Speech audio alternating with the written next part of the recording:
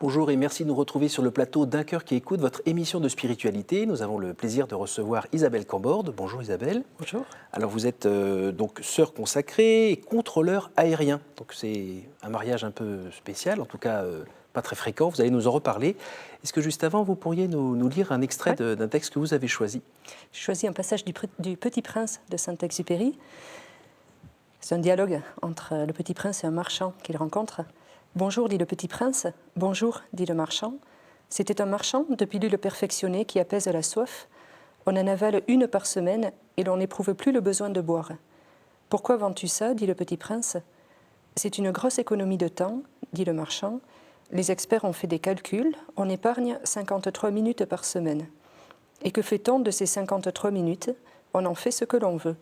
Moi, se dit le Petit Prince, si j'avais 53 minutes à dépenser, je marcherais tout doucement vers une fontaine. » Alors vous êtes le Petit Prince qui marche vers la fontaine, vous? Oui, Saint-Exupéry aussi marchait, je pense, vers la fontaine. Il a eu une recherche spirituelle très belle. Moi, j'ai trouvé, quand j'ai lu ses œuvres, alors qu'il ne se disait pas croyant, mais en même temps, on voit qu'il en est proche. Et voilà, donc cette fontaine, pour nous, c'est sûr que c'est le cœur du Seigneur. Et on voit qu'il en est tout proche. Et puis aussi, c'est quelqu'un qui incarne l'âge d'or de l'aviation française avec la mise en place du courrier, des premières lignes de l'aéropostale. Et voilà, c'est quelqu'un que je trouve intéressant. Voilà. Ça a toujours été une passion pour vous, le ciel, l'histoire de l'aéropostale, Mermoz Oui, j'ai toujours été passionnée par ce qui volait, par les grands espaces, par ces métiers de l'aviation. Je voulais être pilote, comme tout le monde, et par le ciel aussi, je pense. Hein. Et du coup, voilà, j'ai pas fait pilote parce qu'il y avait beaucoup de chômage à l'époque où je passais les concours. Mais en m'intéressant sur ces métiers-là, j'ai découvert celui de contrôleur aérien, qui est sans doute moins connu, mais qui est aussi passionnant et très intéressant. À votre avis, le fait que vous soyez originaire de la région toulousaine, ça a joué aussi ou pas? Je pense pas, non. Non, c'était plutôt côtoyer le ciel, les étoiles. Oui, plutôt, je pense, oui, je dirais ça. Alors aujourd'hui, votre métier de contrôleur aérien, c'est celui tel qu'on le connaît. C'est la personne qui permet à un avion d'atterrir sur une piste sans dommage. Alors c'est ce que vous vivez donc à Roissy, c'est bien ça? C'est ça, je travaille à Roissy, aéroport Charles de Gaulle. La première mission des contrôleurs aériens, c'est effectivement de ne pas mettre deux avions au même endroit, à la même altitude, au même moment.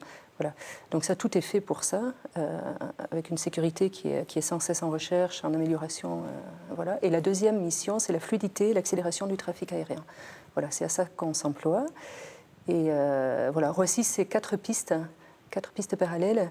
2 pistes d'atterrissage, 2 pistes de décollage en fonctionnement normal. C'est 1500 vols par jour, 90 000 personnes qui travaillent là à Roissy. Donc c'est une ville et un trafic qui ne s'interrompt pas, avec des pointes et des creux, mais qui ne s'interrompt pas jour et nuit. Ouais. Alors quand vous avez un avion avec des colis postaux et autres, c'est sans doute différent quand vous avez un avion avec des centaines de personnes, de centaines de vies qui sont dedans, où vous en êtes responsable. C'est pas trop difficile ça? Oui, alors que ce soit des colis postaux, enfin, il y a toujours au moins 2 pilotes à l'intérieur, donc une vie est une vie, hein, oui. Je dirais, et on ne fait pas attention s'il y a du monde ou pas. Non, la sécurité avant tout pour tout le monde. Et comment on fait pour vivre avec toutes ces vies dans les mains? Alors, c'est vrai qu'il y a des périodes de stress, il y a des moments de stress. Toute la journée n'est pas un moment de stress, je pense qu'on ne le supporterait pas. Mais on est formé à ça, je pense. Et puis, le temps de travail est organisé pour gérer ce stress aussi, avec des moments de repos, avec des moments où on va être sur un secteur chargé. L'heure d'après, on sera sur un secteur un peu plus calme. Voilà, on tourne comme ça. On travaille aussi à plusieurs, on n'est pas seul. On travaille en équipe avec des gens dont on est proche. Et on a chacun, c'est très beau d'ailleurs, une grande confiance dans les collègues de travail, dans leur travail. Alors j'imagine que vous allez travailler habillé comme ça? Oui, et je rentre la croix simplement, parce que c'est la fonction publique, et puis par respect aussi pour mes collègues qui ne partagent pas ma foi, ou pour ceux qui auraient une foi différente de la mienne. Alors ça se passe comment justement d'être sœur consacrée au travail et donc à Air France? Et alors, bien de mon côté, je pense, de mon point de vue. Je ne travaille pas à Air France, je travaille pour la fonction publique, donc on accueille tous les avions de toutes les compagnies. Pour moi, ça se passe bien. Le premier, pour les collègues aussi, je pense, hein, je ne sens pas de tension particulière dans mon équipe. Le premier truc, je pense, c'est de bien faire son travail. Voilà, de le faire consciencieusement, d'être en service là-bas pour le travail, pour les collègues. Je pense qu'on ne peut pas être un bon disciple du Seigneur si on travaille mal, déjà.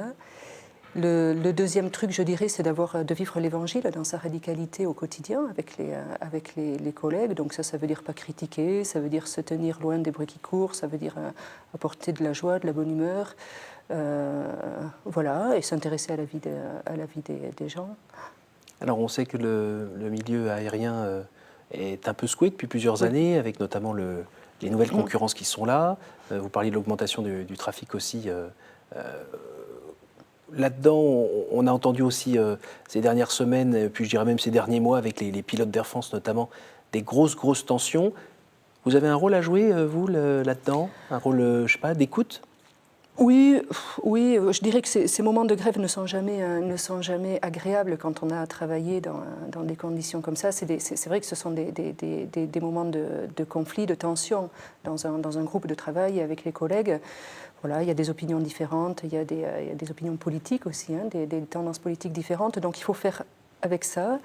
Nous-mêmes, en tant que contrôleurs aériens, on y est régulièrement confrontés à des mouvements de tension comme ça. Ce n'est pas des périodes faciles. Voilà, moi, je connais quelques pilotes dont je suis proche, là, notamment par l'association Notre-Dame-des-Ailes, et je prie pour eux, moi, parce que je me dis, pour eux, c'est pas facile d'être témoin du Seigneur dans des moments comme ça. Voilà. On espère tous, bien sûr, que ça va se régler rapidement. Avant de dire un mot sur Notre-Dame-des-Ailes, est-ce que l'humour est quelque chose d'important dans votre vie et dans ces situations-là? Oui, je pense, oui. Il faut prendre les choses avec humour, en fait. Voilà.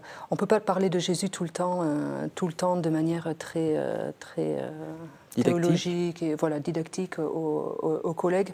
Par contre, voilà, de reprendre les choses avec humour, ça détend l'atmosphère, de parler du pape, de parler... Voilà, prendre les choses, oui, il faut savoir, je pense, oui, c'est un atout qui est important dans le monde du travail aujourd'hui. Oui. Et vous avez un lieu sur le travail où vous pouvez parfois vous retirer, être en prière? Par exemple, dans les aéroports, il y a souvent une chapelle ou bien un lieu multiconfessionnel. Oui, alors il y a l'aumônerie des aéroports qui existe. Donc à Charles de Gaulle, on a la chance d'avoir 3 chapelles dans les différents terminaux, une 4e en projet. Voilà, alors c'est un peu loin des tours de contrôle et de la salle de contrôle, mais de temps en temps, il m'arrive d'aller à une messe à l'aéroport, oui. C'est pas mal ça. Oui, c'est bien. Ouais. Alors, vous parliez de Notre-Dame-des-Ailes, de quoi s'agit-il? Qu'est-ce que c'est que cette association? Oui, c'est une association donc, qui a vocation à regrouper les chrétiens du monde aéronautique, du milieu de l'aviation. Voilà, les chrétiens des compagnies, du personnel au sol, du personnel des aéroports. Voilà, pourquoi? Parce que quand on est chrétien, on aime bien être ensemble, se connaître, s'intéresser aux autres, prier ensemble et porter les intentions des uns et des autres. Voilà. Et ça se fait comment pratiquement? Alors il y a des temps de prière qu'on peut vivre ensemble, par exemple des messes à Roissy qui sont proposées donc sur l'une des chapelles des terminaux. On a aussi un groupe de partage de l'Évangile. On se voit tous les mois avec un petit groupe pour partager sur la parole de Dieu. Voilà, moi j'ai découvert des collègues qui sont formidables, quoi, des collègues qui travaillent ailleurs sur l'aéroport avec des métiers différents du mien, et puis des chrétiens qui ont le feu, quoi, qui sont missionnaires là où ils sont aussi. Est-ce que le fait de vivre, je sais pas, d'être pilote d'avion ou d'être steward ou hôtesse de l'air, d'être toujours quand même un tout petit peu c'est pas un métier dangereux, mais il y a un peu de risque quand même. On n'est pas dans quelque chose de complètement naturel de se retrouver avec un gros bahut en plein air qui vole. Est-ce que vous pensez que ça a ouvert certains cœurs à la dimension religieuse davantage? Oui, je me demande, oui. Moi-même, quand je prends l'avion, je me dis c'est un temps qui est propice à la méditation, à la prière. Et je pense que oui. Oui, en tout cas, de temps en temps, on voit des passagers s'arrêter dans ces chapelles et prendre un temps de prière, un temps, voilà, on ne sait pas où c'est qu'ils en sont dans leur foi ou quoi, s'ils sont en recherche ou pas, mais je pense que c'est un temps qui peut être propice, oui. Et vous connaissez certains pilotes qui font une prière avant de partir ou pas? Oh, je pense, oui. J'en connais qui ont une grande foi et qui sont de beaux témoins, oui, dans leur cockpit. Alors on le voit, vous êtes sœur consacrée, vous n'êtes pas née comme ça, Je ne pense pas. En tout cas, vous êtes peut-être né appelé à l'être, mais vous avez mis un petit moment avant d'accepter que c'était votre vocation? Oui. Moi, il y a deux choses dont j'étais sûre dès ma plus tendre enfance. La première, c'est que jamais je viendrai habiter à Paris. La deuxième, c'est que jamais je serai sœur. Donc, vous voyez. Oui, la certitude. D'accord. Je crois que c'est le père Nicolas Butet qui dit quand vous voulez faire rire le bon Dieu, parlez-lui de vos projets. Oui, je suis un exemple vivant de... Vous êtes originaire de Lourdes? Oui, entre Pau et Lourdes, oui. Donc Paris, voilà, c'est pas tout à fait votre ciel. Vous êtes habitué à un autre ciel. C'est ça. Comment ça vous est arrivé, cette histoire de vocation? Comment ça vous est tombé dessus?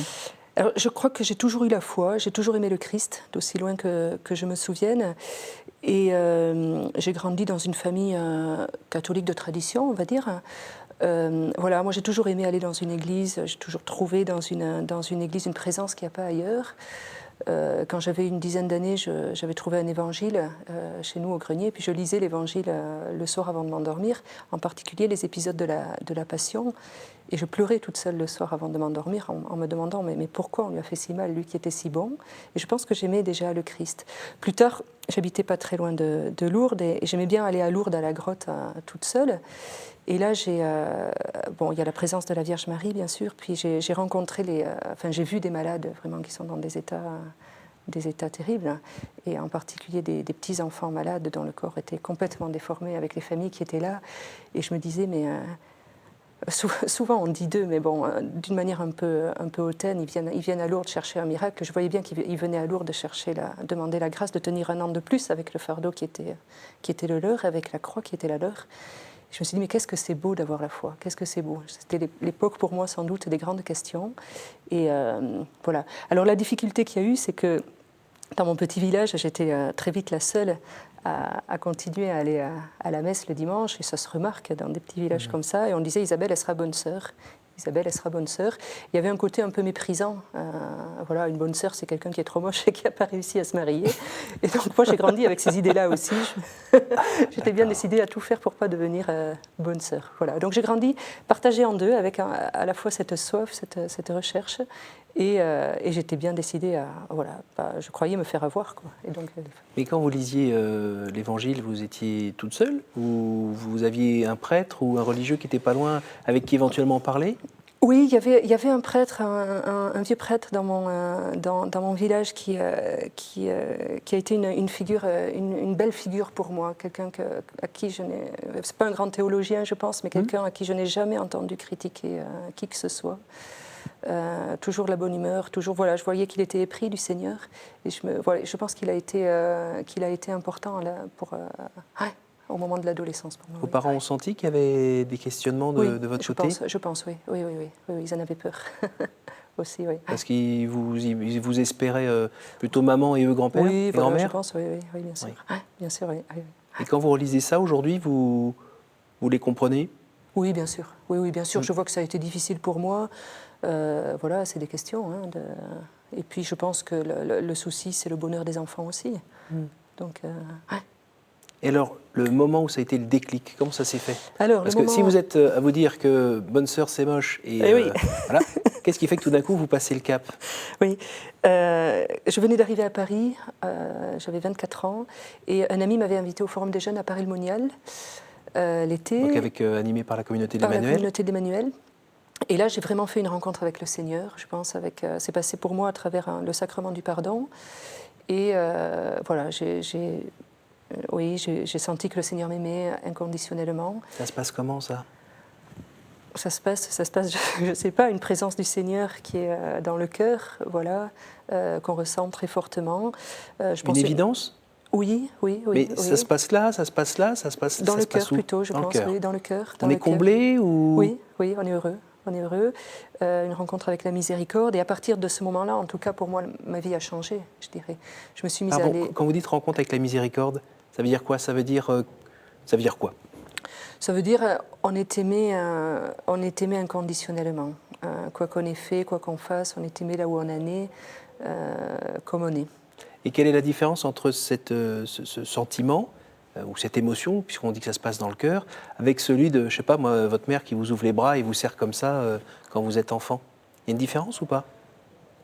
Oh, je saurais pas dire, hein, je saurais pas dire. Là, c'est la présence du Seigneur quand même, hein, qui est, voilà, on sent que c'est Dieu, on sent que... C'est on plus sent- plein, si je puis Oui, dire. oui, peut-être, oui, ah, sans doute. Voilà. En tout cas, la vie change après ce moment-là. Et pour moi, je me suis mise à aller à la messe très, très régulièrement en semaine, et puis à prier régulièrement, alors que je ne le faisais pas avant. Et après ça, forcément, la question de la vocation est revenue et je n'osais pas en parler, toujours pas. Je me disais, si j'en parle à une sœur, je vais me faire avoir. Si j'en parle à un prêtre, je vais me faire avoir. Si j'en parle au bon Dieu, non, il ne faut pas non plus. Bon, il fallait en parler à vos parents pour... Non. Et du coup, voilà, il m'a fallu un an, de fait. Il m'a fallu un an avant de l'accepter. C'est passé par une rencontre, une dame que je ne connaissais pas. Et à travers cette rencontre, j'ai senti, je me suis dit, mais en fait, il faut attaquer le problème parce que sinon, un jour, ça sera trop tard. Et tu pourrais être déçu. Voilà. Et donc, suite à cette rencontre, un soir, je me suis mise à prier. Je dis, mais Seigneur, je te préviens, je ne serai pas bonne sœur. Donc, tu te débrouilles autrement. Et c'est marrant, mais j'ai prié comme ça 4 ou 5 soirs de suite. Et j'ai compris, c'est mystérieux, mais j'ai compris que si le Seigneur me demandait ça, il savait mieux que moi que ça me rendrait plus heureuse que le reste, que n'importe quel autre chemin. Et voilà, et du coup, au bout d'une semaine à peu près, j'ai changé de prière. J'ai récité la prière de Charles de Foucault, hein, Mon Père, je m'abandonne à toi, fais de moi ce qu'il te plaira. Et en même temps, j'ai demandé la joie, hein, parce que je disais, Seigneur, donne-moi la joie, sinon ça ne va pas le faire, ça va être trop lourd. Et le Seigneur l'a fait, c'est ça qui est beau, c'est que voilà, à partir de ce moment-là, j'ai commencé donc à cheminer dans la communauté de l'Emmanuel, avec les sœurs de la communauté de l'Emmanuel, parce que je me trouvais là, parce qu'il y avait de la joie et que ça devenait de plus en plus paisible, donc j'y suis restée. Les sœurs qui étaient plus ou moins en train de voir le jour, elles n'étaient pas là depuis non plus 150 ans. Oui, c'est vrai, c'est une communauté nouvelle et même maintenant, hein, les choses se mettent en place. Ça vous a pas troublé ça? Parce que finalement, si vous êtes contrôleur aérien, vous avez dû faire pas mal de mathématiques, vous avez peut-être une partie de votre forme d'esprit qui a besoin de choses carrées aussi, non? Oui, et en même temps, j'ai vu des sœurs qui aimaient le Seigneur et des sœurs qui avaient tout donné, qui avaient tout donné au Seigneur, qui avaient donné leur vie. Et voilà, l'important Alors pour moi, vous-même, c'était vous avez ça. tout donné. Oui, ouais. Ça fait quoi tout donner? Parce que chez beaucoup de chrétiens, on a en tête la parabole du jeune homme riche. On voit bien qu'il repart en étant tout tristounet. Et je ne sais pas si les chrétiens dans l'ensemble n'ont pas parfois l'impression de ne pas tout donner, d'en garder un peu pour eux. Vous donnez tout, c'est quoi? Ça libère, ça... Ça libère, en même temps c'est un chemin, et puis on se rend compte même nous-mêmes que de temps en temps on se reprend. Et donc voilà, on se reprend, on redonne, et c'est un chemin aussi avec la miséricorde du Seigneur. Mais en tout cas, ça donne la joie, je crois, oui. Ça rend vraiment heureux, la vraie joie. Oui, je pense, oui. Alors là, vous vivez en communauté, vous êtes en région parisienne? Oui, j'habite en ce moment avec une autre sœur, on n'est que deux pour le moment. J'habite en région parisienne, dans le 93, une cité de banlieue, un quartier un peu difficile, près d'une mission du Rocher, Oui. une antenne du Rocher. Hein. Le Rocher, c'est l'association qui dépend de la communauté de l'Emmanuel et qui œuvre dans les quartiers sensibles. Voilà, donc on est présente là, moi j'y suis depuis 6-7 ans. Quand vous dites que vous vivez à deux, c'est quasiment à trois dans l'appartement? Oui. Oui, on a la présence Réelle? une petite chapelle, oui, une présence Tout le un temps? tabernacle, tout le temps, oui, pour pouvoir avoir l'adoration, et puis l'adoration du Saint-Sacrement, et puis avoir un lieu où se recueillir, oui, c'est important pour Alors, nous. votre emploi du temps de contrôleur aérien, c'est un cycle de 12 jours de travail, Oui. la moitié qui est travaillée, Oui. l'autre moitié qui vous permet de faire quoi? De faire autre chose, hein, d'être en service ailleurs pour la communauté, pour la paroisse, pour le Rocher, pour Notre-Dame-des-Ailes, en sachant que ce soit un jour travaillé ou un jour de repos, la journée s'articule aussi autour de la prière. C'est important pour une sœur, et il n'y aurait pas de mission, qu'elle soit professionnelle ou qu'elle soit en service ou en église, sans cela. Donc on a une vie de prière, une vie sacramentelle qui est forte. Ça ressemble à quoi une journée type? Alors une journée type, pour moi, elle dépend, puisque j'ai des horaires de travail qui changent. Je peux travailler de très bonne heure le matin ou tard le soir ou même la nuit. Donc c'est rythmé en fonction de ces horaires de travail. Mais voilà, en fonction de ces horaires de travail, après ou avant, il y a un temps de prière. On a l'habitude de dire qu'on prie, on essaie de prier 2 heures par jour en tout cas. D'aller à la messe. Donc, ça commence par un temps de louange le matin? Oui, un temps de louange le matin, 1 heure de prière en général le matin avec la lecture de la parole de Dieu, et puis 1 heure de prière le soir, l'adoration du Saint-Sacrement. En règle générale, c'est ça, voilà, qui peut varier en fonction des heures de travail, bien sûr. Et puis une vie fraternelle forte avec là où les sœurs avec qui on vit. Et puis les frères et sœurs de la communauté de l'Emmanuel aussi qui habitent autour de nous. À Bondy, il y a une paroisse qui est tenue par Oui. l'Emmanuel? Oui, c'est tout récent, depuis le mois de D'accord. septembre. Oui. Donc voilà, vous travaillez ensemble. Oui. Voilà. Vous vous sentez en mission à Bondy? Ah oui, oui, oui. Oui, oui. Vous pouvez nous raconter un petit peu? Ah oui, alors bon, mais déjà c'est d'habiter dans ce quartier-là, qui est un quartier plus pauvre, pas moins chaleureux qu'ailleurs, mais pauvre à beaucoup de points de vue, hein, d'un point de vue social, d'un point de vue intellectuel, voilà, on rencontre des familles oui, qui sont dans une grande pauvreté en fait.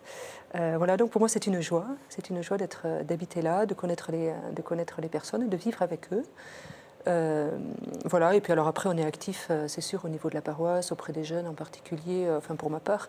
Voilà, on va visiter quelques personnes seules, qui emportent la communion aussi. Voilà, il y a du travail, oui.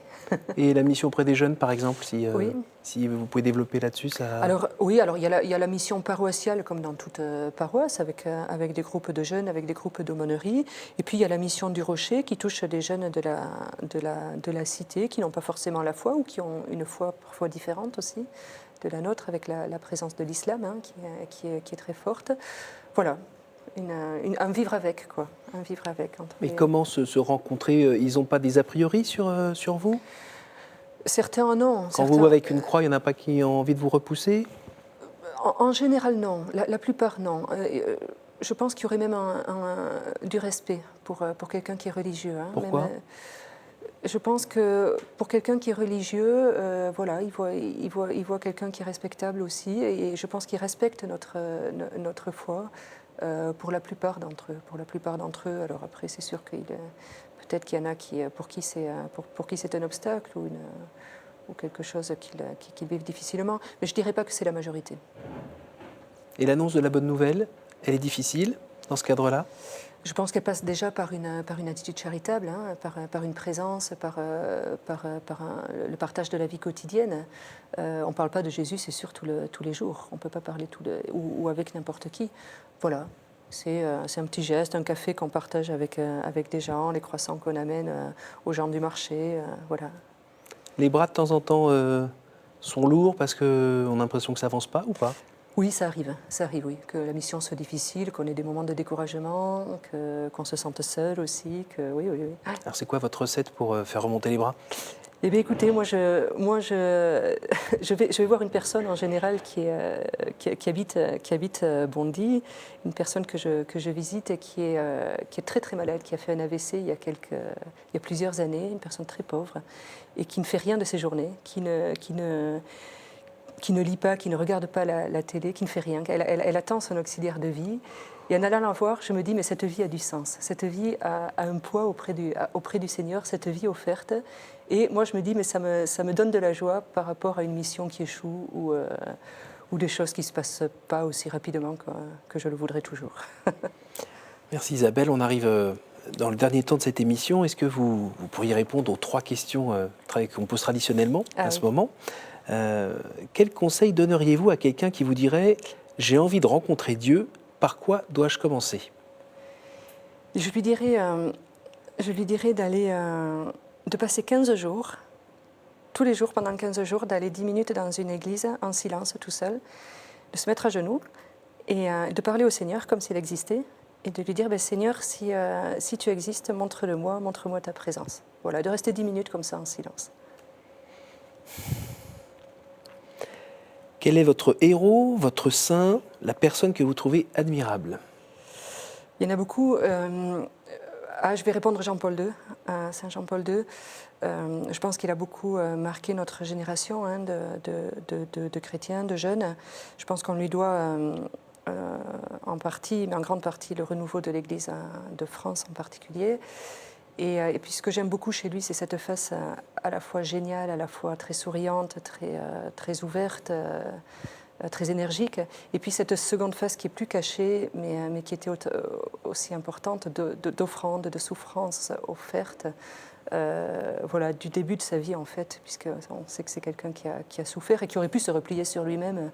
Et voilà, et puis il s'est ouvert à la vie sans cesse. Et en fait, ça a donné le grand homme que c'est maintenant. Au jour du jugement, qu'aimeriez-vous que Dieu vous dise? Est-ce que je peux vous citer Sainte Thérèse de Lisieux? Oui. De mémoire. De mémoire. C'est un poème, je crois, de Sainte Thérèse de Lisieux. Au dernier soir, ô mon divin sauveur, au soir de ma vie, viens me chercher sans l'ombre d'un retard. Ah, montre-moi ta tendresse infinie, qu'avec amour ta douce voix m'appelle, en me disant, viens, tout est pardonné. Repose-toi, mon épouse fidèle, tu m'as beaucoup aimé. C'est pas mal, non? Très bien dit. Merci beaucoup Isabelle, merci de nous avoir partagé votre témoignage, votre passion pour le ciel et puis évidemment pour le ciel aussi. Merci à vous tous pour votre fidélité. Si vous voulez en savoir plus sur l'association Notre-Dame-des-Ailes, n'hésitez pas à aller sur le site notre-dame-des-ailes.org. Et sinon, je vous invite aussi à revoir et surtout partager cette émission grâce à notre site ktotv.com. Rendez-vous la semaine prochaine.